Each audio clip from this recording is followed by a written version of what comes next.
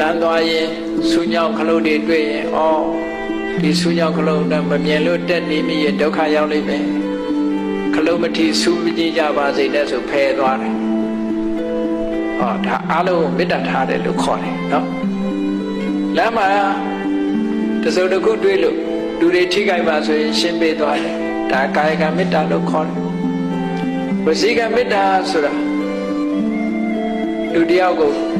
ကြည့်ဒီလိုအလုံးမျိုးမလုံးကြနဲ့ဒီလိုအတွေးမျိုးမတွေးကြနဲ့ကိုယ်မိတ်ဆွေတွေဒုက္ခမရောက်ရအောင်ပြောတယ်ကူညီတယ်ဆောင်းရှောက်တယ်ဆုံးမတယ်အကြံပေးတယ်ဒါဝစီကမေတ္တာလို့ခေါ်တယ်ချမ်းသာကြပါစေလို့နှုတ်ကမြတ်တယ်မနောကမေတ္တာဆိုတာကြတော့ခုနအလိုစိတ်ထဲမှာဖြစ်အောင်လုပ်တယ်အဓိကကတော့မေတ္တာဘာဝနာပွားတယ်ဆိုတာမေတ္တာမနောကကိုပွားခိုင်းတယ်စိတ်ထဲမှာတတ္တဝါတွေချမ်းသာကြပါစေဆိုတဲ့စိတ်ကိုအမြဲတမ်းစင်စစ်မပြတ်မိမိတဏ္ဍာမှာဖြစ်အောင်လုပ်ခြင်းဖြစ်